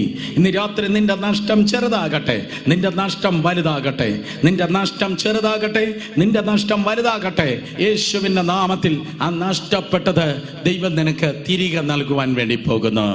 കേൾക്കുന്നവർ കരങ്ങളെ ഉയർത്തുമോ? വിശ്വസിക്കുന്ന കരങ്ങളൊന്ന് ഉയർത്തിപ്പിടിച്ചോട്ടെ, നന്നായി ഒന്ന് ഉയർത്തിപ്പിടിച്ചോട്ടെ. ഞങ്ങൾ ആ കൈകളൊന്ന് കാണട്ടെ. അച്ചോ, ഈ ഉയർത്തിയിരിക്കുന്നതായ കൈകളെ നോക്കണമേ. ഇത് ചോർച്ചയുള്ള കൈകളല്ല. ഇവർക്ക് നഷ്ടപ്പെട്ടത് ദൈവം തിരികെ നൽകുവാൻ വേണ്ടി പോകുകയാണ്. നഷ്ടപ്പെട്ടത് സകലതും യേശുവിന്റെ നാമത്തിൽ ദൈവം നിനക്ക് തിരികെ നൽകുവാൻ പോകുന്നു. വിശ്വസിക്കുന്നവർ ഹല്ലേലൂയ പറയോ? ഇയ്യോബ് 42:12 പറയുന്നു, ഇയ്യോബ് എന്ന ഭക്തന് നഷ്ടപ്പെട്ടത് ദൈവം ഇരട്ടിയായി തിരികെ നൽകി. എങ്കിൽ കേട്ടോളാം, ഈ പട്ടണത്തിൽ, ഈ ദേശത്തിൽ എന്താണോ നിനക്ക് നഷ്ടപ്പെട്ടത്, നീ ചത്തുപോയതിന് ശേഷമല്ല, നിന്റെ കൊച്ചുമക്കളെ കാലത്തല്ല, നിന്റെ കാലത്ത്, നിന്റെ കൺമുൻപിൽ, നിന്റെ ജീവിതത്തിൽ സംഭവിക്കാൻ പോകുന്നു. നഷ്ടപ്പെട്ടത് ദൈവം ഇരട്ടിയായി നിനക്ക് തിരികെ നൽകുവാൻ പോകുകയാണ്. അതേ, യെരിഹോ പട്ടണത്തെ കർത്താവ് സന്ദർശിക്കുന്നു. എന്തിനു വേണ്ടി? നീ നിന്റെ ഉലച്ചിലുകളെ നടുവിൽ നിന്നെ ഉയർത്തുവാൻ. 2, നിന്റെ നഷ്ടപ്പെട്ടതിനെ ദൈവം തിരികെ തരുവാൻ. 3, ആ യെരിഹോ പട്ടണത്തിലേക്ക് നിങ്ങൾ പ്രവേശിക്കുമ്പോൾ അവിടെ ധാരാളം വൃക്ഷങ്ങളുണ്ട്. സ്തോത്രം, ഇളവട്ടത്ത് വൃക്ഷങ്ങളെ ഉള്ളൂ. സ്തോത്രം, ഈ പച്ചപ്പിനും നല്ല അന്തരീക്ഷങ്ങൾക്കുമായി എനിക്ക് ഒത്തിരി സന്തോഷമുണ്ട്. അതങ്ങനെ തന്നെ ആയിരിക്കട്ടെ. യെരിഹോവിന് ചുറ്റും ഒത്തിരി നല്ല വൃക്ഷങ്ങളുണ്ട്. ഓൾറെഡി ഞാൻ നേരത്തെ തന്നെ പറഞ്ഞു, അത് കൊയ്ത്തിന്റെ പട്ടണമായിരുന്നു. ഭയങ്കര വിതയായിരുന്നു, ഭയങ്കര ഫലഭൂയിഷ്ടമായിരുന്നു, നല്ല കൊയ്ത്തുമായിരുന്നു. അവിടെ ധാരാളം വൃക്ഷങ്ങളും ഉണ്ടായിരുന്നു. എന്നാൽ പണ്ടാണെങ്കിൽ അത് നല്ല നല്ല ഫലങ്ങൾ കായ്ക്കുന്ന വൃക്ഷങ്ങളായിരുന്നു. എന്നാൽ ഇപ്പോൾ ആ ഫലമെല്ലാം പോയി. ഉദാഹരണമായി സക്കായി കയറിയിരുന്നതായ ആ അത്തിയെ നോക്കിക്കേ, അത് കാട്ടത്തി എന്നാണ് വേദപുസ്തകം പറയുന്നത്. കാട്ടത്തി. എങ്ങനെ കാട്ടത്തി എന്ന് പറയാൻ കഴിയും? കാട്ടത്തി പറഞ്ഞത് കൊണ്ടല്ല നമ്മൾ അറിയുന്നത്, അതിൻ്റെ ഫലത്താലാണ് തിരിച്ചറിയുന്നത്. അതിൻ്റെ ഫലത്താലാണ് അത് നല്ല അത്തിയാണോ കാട്ടത്തിയാണോ എന്ന് തിരിച്ചറിയുന്നത്. ഭൗതിക മണ്ഡലത്തില്, ആത്മീയാനുഭവങ്ങളില് സ്തോത്രം ഫലമില്ലാതിരിക്കുന്ന ആരെങ്കിലും ഉണ്ടെങ്കിൽ ഇത് നിന്റെ രാത്രിയാണ്. 2018 നിന്റെ സീസണാണ്. 2018-ൽ ഫലമില്ലാതെ ഫ്രൂട്ട്ഫുൾ അല്ല, എൻ്റെ ജീവിതത്തിന് ഫലമില്ല എന്ന് പറയുന്ന നിന്റെ ജീവിതത്തിന് ദൈവം ഫലം ഉണ്ടാക്കുവാൻ പോകുന്നു. വിശ്വസിക്കുന്നവർ ഒരു ഹല്ലേലൂയ പറഞ്ഞേ പറ്റത്തുള്ളൂ. ഫലമില്ലാതെ സ്തോത്രം നിന്റെ ജീവിതത്തിന് തുടരുവാൻ കഴിയത്തില്ല. നിന്റെ വീട്ടിലൊരു പപ്പായ പോലും കായ്ക്കാതെ നിൽക്കത്തില്ല. നിന്റെ വീട്ടിലൊരു പ്ലാവ് പോലും കായ്ക്കാതെ നിൽക്കത്തില്ല. നിന്റെ വീട്ടിൽ മച്ചിയായ ഒരു പശു പോലും പ്രസവിക്കാതെ നിൽക്കത്തില്ല. പിന്നെ അല്ലേ മരുമോളും അതേ മോളും. യേശുവിന്റെ നാമത്തിൽ ദൈവം സ്തോത്രം ഫ്രൂട്ട്ഫുൾനെസിന്റെ ദൈവമാണ്. ദൈവം ഫലഭൂയിഷ്ടത്തിന്റെ ദൈവമാണ്. അബ്രഹാമിന് വയസ്സ് ചെന്നു, വൃദ്ധനായി. സാറയും ആ സ്ഥിതി തന്നെയായി. ഇന്ന് ഈ ഗ്രൗണ്ടിലുള്ളതായി ഏതെങ്കിലും ഡോക്ടർമാർ അന്നുണ്ടായിരുന്നെങ്കിൽ അവർ പറഞ്ഞേനെ, സ്തോത്രം ഒരു പ്രതീക്ഷയുമില്ല, ഒരു കുഞ്ഞും ഉണ്ടാകത്തില്ല. പക്ഷെ ഒരു പ്രതീക്ഷയുമില്ല എന്ന് ചിന്തിക്കുന്ന സമയത്ത് ദൈവം അബ്രഹാമിന്റെ കൈക്ക് പിടിച്ച് സ്തോത്രം പുറത്തേക്ക് കൊണ്ടുവന്നിട്ട്, നിനക്ക് മിനിമം മക്കൾ പോലും ഉണ്ടാകത്തില്ലടാ എന്നല്ല ദൈവം പറഞ്ഞത്. ദൈവം പറഞ്ഞ ആകാശത്തിലെ നക്ഷത്രങ്ങൾ നോക്ക്, കടൽക്കരയിലെ മണൽത്തിരികൾ നോക്ക്, നിനക്ക് ഞാൻ മിനിമം കുഞ്ഞിനെ തരും എന്നല്ല ദൈവം പറഞ്ഞത്. ദൈവം പറഞ്ഞു, ഞാൻ നിനക്ക് മാക്സിമം മക്കളെ തരാൻ പോവാ. ആകാശത്തിലെ നക്ഷത്രങ്ങളെ പോലെ, കടൽക്കരയിലെ മണൽത്തരികളെ പോലെ ഞാൻ നിനക്ക് മാക്സിമം ഫ്രൂട്ട്ഫുൾനെസ്, മാക്സിമം അങ്ങേയറ്റം ഫലഭൂയിഷ്ടമുള്ളവനായി നീ തീരുവാൻ വേണ്ടി പോകുകയാണ്. അങ്ങേയറ്റം നീ ഫലമുള്ളവനായി തീരുവാൻ പോകുകയാണ്. ഇന്ന് രാത്രി അതേ ദൂത്, അതേ ദൈവാത്മാവ് നിന്നെ നോക്കി പറയുന്നു, പിതാവേ, സഹോദരനെ, മാതാവേ, സഹോദരിയെ, നിനക്ക് മിനിമം അല്ല ദൈവം ഇളവട്ടത്ത് നിന്റെ പേരിൽ വച്ചിരിക്കുന്നത്. ദൈവം നിനക്ക് മാക്സിമം നൽകി ദൈവം നിന്നെ മാനിക്കുവാൻ വേണ്ടി പോകുന്നു. കാരണം എന്താണ്? സ്തോത്രം, കർത്താവ് ഫലമില്ലാത്തവന് ഫലം നൽകുന്നവനാണ്. മച്ചിയായിരിക്കുന്നവളെ പ്രസവിപ്പിക്കുന്നവനായ ദൈവം ഫലമില്ലാത്തതിനെ ഫലം ഉളവാക്കുന്നവനായ ദൈവമാണ്. വിദ്യാഭ്യാസത്തിനും ഭാവിയിലും ജീവിതത്തിന്റെ മറ്റു മേഖലകളും ഫലമില്ലാതെ ഇരിക്കുന്നു എങ്കിൽ ധൈര്യമായിരിക്കെ, യേശു നിന്നെ സന്ദർശിക്കുന്നു.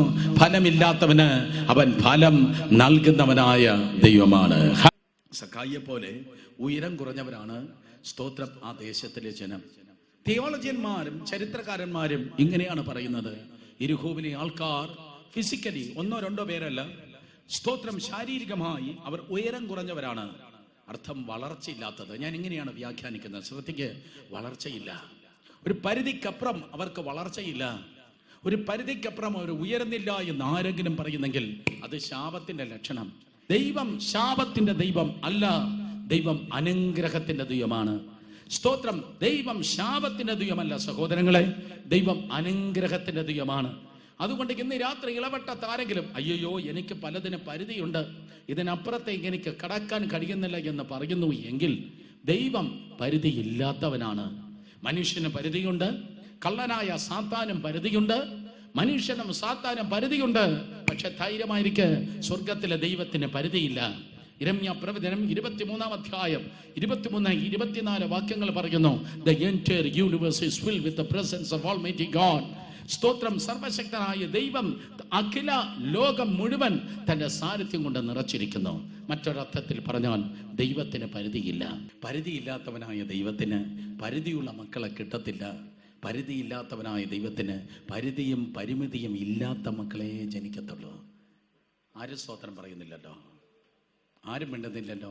നിന്റെ അപ്പൻ സ്വർഗത്തിലെ ദൈവത്തിന് പരിധിയില്ലാത്തത് കൊണ്ട് നിനക്കും പരിധി വേണ്ട. സ്തോത്രം. നിങ്ങൾക്കും പരിധി വേണ്ട. പരിധിയില്ലാത്ത ജീവിതമാണ് ക്രിസ്തീയ ജീവിതം. വളർച്ചയില്ലാതെ ഈ ദിവസങ്ങൾ കുറുകി നിൽക്കുന്നു എങ്കിൽ പരിധിയില്ലാത്ത ജീവിതത്തിനായി ദൈവം നിങ്ങളെ വിളിച്ചിരിക്കുന്ന, അയ്യോ ഇതിനപ്പുറം എന്നെ കൊണ്ട് പറ്റത്തില്ല, ആ സബ്ജക്റ്റ് പറ്റത്തില്ല, ഈ കാര്യം പറ്റത്തില്ല, എനിക്ക് വളർച്ചയില്ലെന്ന് പറയുന്നെങ്കിൽ അത് നാച്ചുറലാണ്, അത് സ്വാഭാവികമാണ്. പക്ഷേ ആത്മീയ ജീവിതം നാച്ചുറൽ അല്ല, ആത്മീയ ജീവിതം സൂപ്പർ നാച്ചുറലാണ്. ഒറ്റ ഉദാഹരണം ഒരു സെന്റൻസിൽ പറഞ്ഞാൽ, അഹരോന്റെ വടി തളർത്തു, അഹരോന്റെ വടി വളർന്നു. ഒറ്റ രാത്രി കൊണ്ട്. സ്തോത്രം. സംഖ്യാപുസ്തകം അതെ 17-ാം അധ്യായത്തിൽ ഒറ്റ രാത്രി കൊണ്ട് അഹരോന്റെ വടി തളർത്ത് പൂത്ത് ഫലം കായ്ച്ചു.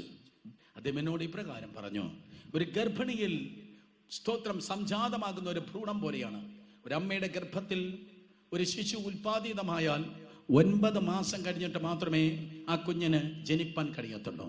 ഇതുപോലെ ഒരു ബദാം വൃക്ഷം അല്ലെങ്കിൽ ബ്രദാം, അതെ ബദാമിന്റെ ഒരു ബ്രാഞ്ച്, ബ്രദാമിന്റെ സ്തോത്രം ഒരു ശിഖരം, അത് തളിർക്കാൻ, അത് പൂക്കാൻ, അത് ഫലം കായ്പാൻ 9 മാസമാണ് സമയം എടുക്കുന്നത്. അഹരോൻ പറയും, മറ്റുള്ളവരുടെ ജീവിതത്തിൽ 9 മാസമായിരിക്കാം തളുക്കാനും പൂക്കാനും ഫലം കായ്പാനും സമയമെടുത്തത്. എന്നാൽ മറ്റുള്ളവർക്ക് 9 മാസം എടുത്തെങ്കിലേ എനിക്ക് ഒറ്റ രാത്രി കൊണ്ട് എൻ്റെ ദൈവം ചെയ്തു തന്ന. എൻ്റെ ജീവിതത്തിൽ ഒറ്റ രാത്രി കൊണ്ട്. ഇന്ന് രാത്രി വിശ്വസിച്ച് സ്തോത്രം പറയാൻ പറ്റുമോ? മറ്റ് വീടുകളിൽ വർഷങ്ങൾ കൊണ്ട് നേടിയത് നിനക്ക് ഒറ്റ മാസം കൊണ്ട് നിന്റെ വീട്ടിലെത്തിപ്പാൻ ദൈവത്തിന് കഴിയുമെന്ന്. ഇനി ആ യെരിക്കോ പട്ടണത്തിലെ ജനത്തിന്റെ വളർച്ചയില്ലായ്മ, ആ കുറുകിയവരായ ആ ജനമുണ്ടല്ലോ, അവരോട് കുറച്ച് നാൾ നിങ്ങളൊന്ന് ഇടപഴകി നോക്ക്. 3 മാസമോ അല്ല 6 മാസമോ 1 വർഷമോ അവരോട് ഇടപഴകി നോക്കുമ്പോഴാണ് അവരുടെ സ്വഭാവം, തനി നിറം മനസ്സിലാകുന്നത്. അമ്മമാര് മുഴുവൻ ചതിയന്മാരാ. ഹലോ, ഉറങ്ങിയിരിക്കുന്ന ആരെങ്കിലും ഉണ്ടെങ്കിൽ കണ്ണു തുറക്കണം. സ്തോത്രം. അവരാരെന്നാ ഞാൻ പറഞ്ഞേ? അവര് മുഴുവൻ ചതിയന്മാരാ. അവർ കൂടെ നിന്ന് കുതികാൽ വെട്ടുന്ന ചതിയന്മാരാണ്. ശാപത്തിന്റെ മറ്റൊരു ലക്ഷണമാണ് സഹോദരി സഹോദരന്മാരെ, അവന്മാർ മുഴുവൻ ചതിയന്മാരാണ്. ദൈവം ചിലത് നിന്റെ ജീവിതത്തിൽ അനുവദിക്കാറുണ്ട്. ദൈവം ജീവിതത്തിൽ ചിലത് കുത്താൻ വേണ്ടി അനുവദിക്കാറുണ്ട്. ആ കുത്ത് കിട്ടുന്നത് കൊണ്ടാണ് നീ മുന്നോട്ട് പോകുന്നത്. അത് കിട്ടാതെ ഇരുന്നെങ്കിൽ നീ ഒരിക്കലും മുന്നേറത്തില്ലായിരുന്നു. ആ കുത്ത് കിട്ടുന്നത് കൊണ്ടാണ് നീ മുന്നോട്ട് പോകുന്നത്. ആ ചതിക്കുഴികൾ അവർ നിനക്ക് വേണ്ടി ഒരുക്കിയതാണ്. ആ ചതിക്കുഴികൾ നിനക്ക് വേണ്ടി വന്നത് കൊണ്ടാണ് നീ ഇത്രത്തോളം ഉയർന്നത്. നിന്റെ കൈ എങ്ങനെയെങ്കിലും ഒഴിഞ്ഞു എങ്കിൽ, നിന്റെ കയ്യിൽ ഉണ്ടായിരുന്നത് നഷ്ടപ്പെട്ട് നിന്റെ കൈ എങ്ങനെയെങ്കിലും ഒഴിഞ്ഞു എങ്കിൽ, അത് പോയതിനേക്കാൾ ഏറ്റവും നല്ലത് ദൈവത്തിന് നിനക്ക് തിരികെ തരണം. പോയതിനേക്കാൾ ദൈവത്തിന് നിനക്ക് തിരികെ തരണം. അതുകൊണ്ടാണ് നിന്റെ കൈ ഒഴിയപ്പെട്ടത്. കരങ്ങളെ ഉയർത്തി ഹല്ലേലൂയ പറഞ്ഞാടെ പോരാ. ഒരിക്കൽ കൂടെ ശബ്ദമുയർത്തി. യെരിക്കോ പട്ടണത്തിൽ ജനം ചതിയന്മാരാണ്. ആരെങ്കിലും നിങ്ങളെ ചതിച്ചു എങ്കിൽ ആ ചതിച്ചവരുടെ മുൻപിൽ തന്നെ നിങ്ങൾക്ക് പോയതിനേക്കാൾ നല്ലത് ദൈവം നിങ്ങൾക്ക് നൽകുവാൻ വേണ്ടി പോകുന്നു. സ്തോത്രം. അതാണ് ആ പട്ടണത്തിന്റെ പ്രത്യേകത. ഉലച്ചിലിന്റെ പട്ടണം, നഷ്ടത്തിന്റെ പട്ടണം, ഫലമില്ലാത്തതായ പട്ടണം, ഒരു പ്രത്യേക പരിധിക്കപ്പുറം വളർച്ചയില്ലാത്ത പട്ടണം, ചതിയന്മാരുടെ പട്ടണം. കർത്താവായ യേശു ക്രിസ്തു ഇതാ യെരിക്കോ പട്ടണത്തിലേക്ക് സ്തോത്രം സന്ദർശിക്കുകയാണ്. ആ പട്ടണം ഒരു ശാപത്തിന്റെ പട്ടണം എന്ന് പറയാൻ വേറെ ഒന്നും വേണ്ട. ആ പട്ടണവാതിക്കലിരിക്കുന്ന ഭിക്ഷക്കാരെയും കുരുടന്മാരെയും നോക്കിയാൽ മതി. വേദപുസ്തകത്തിൽ ഉടനീളം, പ്രത്യേകിച്ച് പഴയ നിയമം നിങ്ങൾ നോക്കുമ്പോൾ, പട്ടണത്തിന്റെ വാതിക്കൽ ഇരിക്കുന്നത് ശ്രേഷ്ഠന്മാരാണ്, പ്രഭുക്കന്മാരാണ്, ധനവാന്മാരാണ്. സ്തോത്രം. അതെ, ബോവസിന്റെയും രൂത്തിന്റെ വിവാഹം ഫിക്സ് ചെയ്യുമ്പോൾ നിങ്ങൾക്ക് രൂത്തിന്റെ പുസ്തകത്തിൽ കാണുവാൻ കഴിയും. പട്ടണവാതിക്കൽ ഇരിക്കുന്നത് ശ്രേഷ്ഠന്മാരാണ്. സ്തോത്രം. അതെ, ലോത്ത് പട്ടണവാതിക്കൽ ഇരുന്നു. ശ്രേഷ്ഠന്മാരാണ് പട്ടണത്തിന്റെ വാതിക്കൽ ഇരിക്കുന്നത്. പക്ഷേ യെരിഹോവിന്റെ പട്ടണവാതിക്കൽ ഇരുന്നത് സ്തോത്രം കുരുടന്മാരാണ്, ഭിക്ഷക്കാരാണ്. അവിടെ ശ്രേഷ്ഠന്മാർ ഇല്ല. ആ പട്ടണത്തിൽ ഭിക്ഷക്കാര് മാത്രമാണുള്ളത്. മറ്റുള്ളവരുടെ മുൻപിൽ നോക്കി താ താ എന്ന് കൈനീട്ടുന്നവർ മാത്രമേ ആ പട്ടണത്തിൽ ഉള്ളൂ. ഭിക്ഷക്കാരാൽ നിറയപ്പെട്ട പട്ടണം. ഇന്നാളുകൾ മറ്റുള്ളവരുടെ മുമ്പിൽ കൈനീട്ടുന്ന ആരെങ്കിലും ഉണ്ടോ? അങ്കിളുമാരുടെ മുമ്പിലും ആന്റിമാരുടെ മുമ്പിലും ബന്ധുക്കളുടെ മുമ്പിലും ദേശത്തിലെ പ്രമുഖരുടെ മുൻപിൽ കൈനീട്ടി താ താ താ എന്ന് പറഞ്ഞ മറ്റുള്ള മുമ്പിൽ കൈനീട്ടുന്ന ആരെങ്കിലും ഉണ്ടെങ്കിൽ, യേശുവിന്റെ നാമത്തിൽ നിന്റെ കൈ വാങ്ങുന്ന കൈയല്ല, നിന്റെ കരം കൊടുക്കുന്ന കൈകളായി ദൈവം ഉറവകളെ തുറക്കുവാൻ പോകുകയാണ്. സ്തോത്രം. കഴിഞ്ഞ കാലങ്ങൾ നിങ്ങൾ കടം വാങ്ങി നശിച്ചു എങ്കിൽ ആ സീസൺ കഴിഞ്ഞു സഹോദരങ്ങളെ. സ്തോത്രം. ആകാശത്തെ കാർമേഘങ്ങളെ കൂട്ടിയിടിപ്പിച്ച് ഇടിനാദം കേൾപ്പിച്ച് താഴ്വരകൾ ഉറവകളെ തുറക്കുന്നവനാണ് ദൈവം. ഞാൻ ആവർത്തിക്കട്ടെ, എങ്ങനെയാണ് ഊറ്റു തുറക്കുന്നതെന്നറിയോ? എങ്ങനെ ഉറവ തുറക്കുന്ന ഊറ്റു തുറക്കുന്നത്? ആകാശത്തിലെ കാർമേഘങ്ങളെ കൂട്ടിയിടിപ്പിച്ച് ഇടിനാദം കൊണ്ട് പ്രകമ്പനമുണ്ടാക്കി ദൈവം താഴ്വരയിൽ ഉറവകളെ തുറക്കുന്നു. നിന്റെ ജീവിതത്തിന്റെ താഴ്വരകൾ ഉറവകളെ തുറക്കുവാൻ ഇന്ന് രാത്രി ത്രോൺ റൂം ഓഫ് ഗോഡ്, ദൈവത്തിന്റെ സിംഹാസനത്തിൽ കർത്താവ് സംസാരിക്കുകയാണ്. ഉറവകൾ നിന്റെ ജീവിതത്തിൽ തുറക്കുന്നു. കണ്ടിട്ടില്ലാത്ത നിന്റെ ജീവിതത്തിൽ ഉണ്ടാകുവാൻ വേണ്ടി പോകുന്നു. മറ്റുള്ളവരുടെ നീ കൈ നീട്ടുകയല്ല. സ്തോത്രം. മറ്റാരും കണ്ടിട്ടില്ലാത്തത്, അനുഭവിക്കാത്തത് ദൈവം നിന്റെ ജീവിതത്തിൽ കൈകാര്യം ചെയ്യുവാൻ വേണ്ടി അവനിതാ ഉറവ തുറക്കുകയാണ്. അവിടെ ഇതാ കുറച്ച് ഭിക്ഷക്കാരുണ്ട്, കുറച്ച് കുരുടന്മാരുണ്ട്. ആ കുരുടന്മാരുടെ കൂട്ടത്തിൽ നമ്മുടെ കഥാപുരുഷനായ ബർത്തിമായി ഇരിപ്പുണ്ട്. ബർത്തിമായി എന്ന് പറഞ്ഞാൽ തിമായിയുടെ മകൻ. തിമായിയുടെ മകന്റെ പേരാണ്, പറഞ്ഞാട്ടെ, തിമായിയുടെ മകന്റെ പേരെന്താ?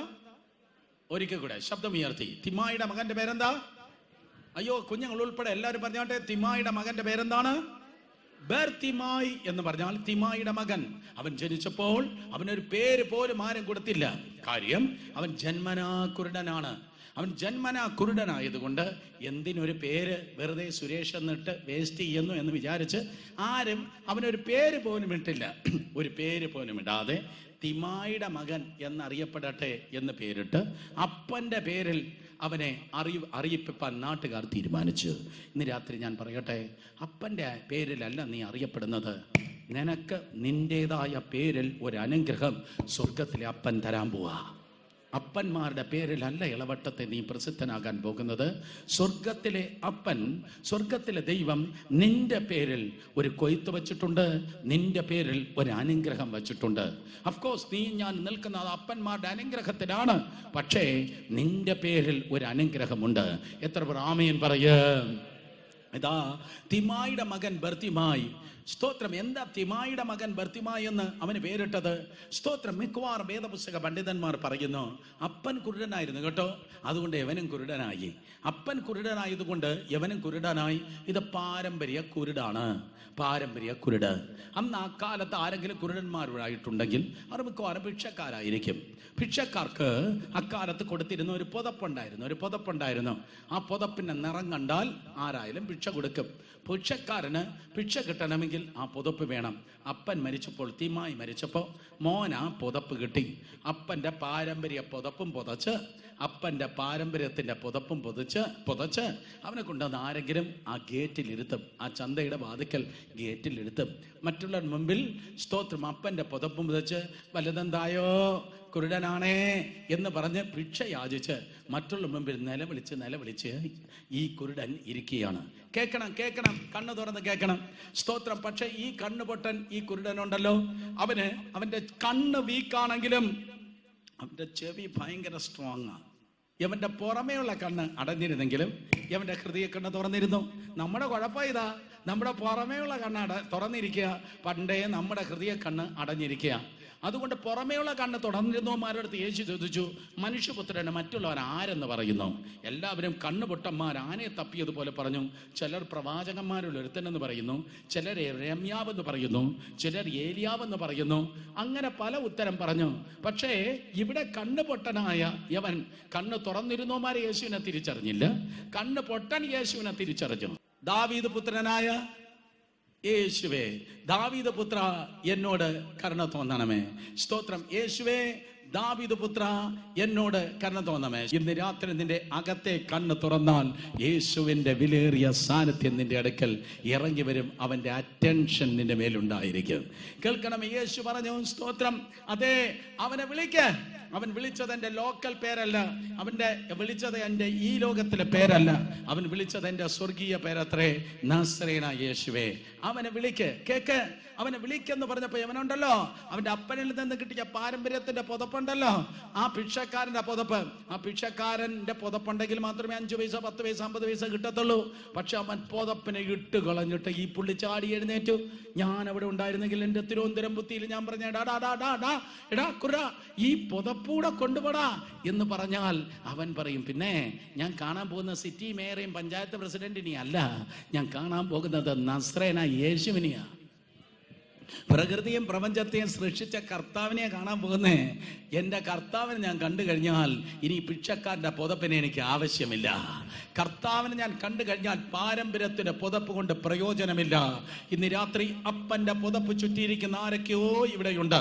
അപ്പന്റെ BP, അമ്മയുടെ ഹൃദയരോഗം, അപ്പന്റെ ബ്ലഡ് പ്രഷർ, അപ്പന്റെ ഡയബറ്റിക്, അപ്പന്റെ രോഗം എന്ന് പറഞ്ഞ പാരമ്പര്യത്തിന്റെ പുതപ്പ് ചുറ്റിയിരിക്കുന്ന സകലരും യേശുവിന്റെ നാമത്തിൽ ഇന്ന് രാത്രി സ്വതന്ത്രമാകാൻ വേണ്ടി പോകുകയാണ്. എലിയാവിനെ എടുത്തുകൊള്ളപ്പെട്ടപ്പോൾ എലീശായുടെ മേലിൽ നിന്ന് ഒരു പുതപ്പ് വീണതുപോലെ ദൈവത്തിന്റെ അഭിഷേകത്തിന്റെ പുതപ്പിന്റെ സാന്നിധ്യത, അഭിഷേകത്തിന്റെ പുതപ്പിനാൽ ഇന്ന് രാത്രി ദൈവം നിന്നെ ചുറ്റുകയാണ്. വിശ്വസിക്കുന്നവർ കരങ്ങളെ അടിച്ച് ശക്തിയോടെ കർത്താവിനെ ധൈര്യത്തോടെ മഹത്വപ്പെടുത്തിയാട്ടെ. ഞാൻ നിനക്ക് വേണ്ടി എന്ത് ചെയ്യണം? ഞാൻ നിനക്ക് വേണ്ടി എന്ത് ചെയ്യണം? അവൻ ചോദിച്ചു, എനിക്ക് കുറച്ചുകൂടെ പൈസ താ എന്നല്ല അവൻ ചോദിച്ചത്, എൻ്റെ കണ്ണിനെ നീ തുറക്കണം, അഥവാ എനിക്ക് കാഴ്ച പ്രാപിക്കണം, എൻ്റെ കാഴ്ച പ്രാപിക്കണം എന്ന് പറഞ്ഞപ്പോൾ സ്തോത്രം, യേശു പറഞ്ഞു, നിന്റെ വിശ്വാസം നിന്നെ രക്ഷിച്ചിരിക്കുന്നു. നോക്കേ, നിന്റെ വിശ്വാസം നിന്നെ രക്ഷിച്ചിരിക്കുന്നു. നിരാത്രി വിശ്വസിക്കുന്നവർ ദൈവശക്തി വ്യാപരിക്കുകയാണ്. നിരാത്രി വിശ്വസിക്കുന്നവരെ കർത്താവ് തൊട്ടുകൊണ്ടിരിക്കും. വിശ്വാസിക്കുന്നവരുടെ മേൽ വ്യാപരിക്കുന്ന ദൈവത്തിന്റെ വിലയേറിയ ശക്തിക്കായി സ്തോത്രം. നിന്റെ വിശ്വാസം നിന്നെ രക്ഷിച്ചിരിക്കുന്നത് ആ മാത്രയിൽ തന്നെ അവന്റെ കണ്ണ് വെട്ടി തുറന്നു.